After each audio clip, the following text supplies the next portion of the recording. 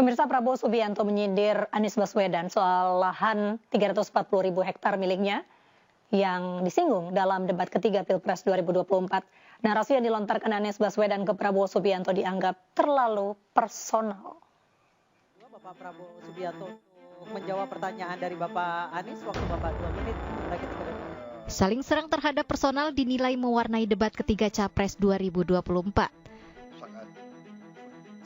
Banyak pihak menilai narasi yang dilontarkan Anies Baswedan ke Prabowo Subianto menyentil personal Prabowo dan keluar dari konteks tema debat.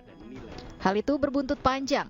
Hingga kini Prabowo Subianto masih jengkel soal lahan 340.000 hektar yang disinggung Anies dalam debat ketiga Pilpres 2024 yang digelar hari Minggu 7 Januari lalu.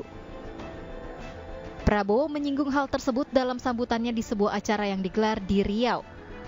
Meski tidak menyebut nama seseorang yang dimaksud Prabowo, namun diduga Prabowo masih marah pada Anies Baswedan yang dalam debat mempertanyakan jumlah tanah miliknya. Saudara-saudara, ada pula yang nyinggung-nyinggung. Punya tanah berapa, punya tanah ini. Dia pinter atau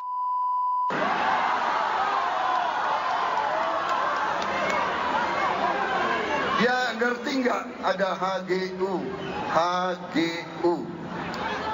guna usaha, hak guna bangunan, hak pakai, ya kan?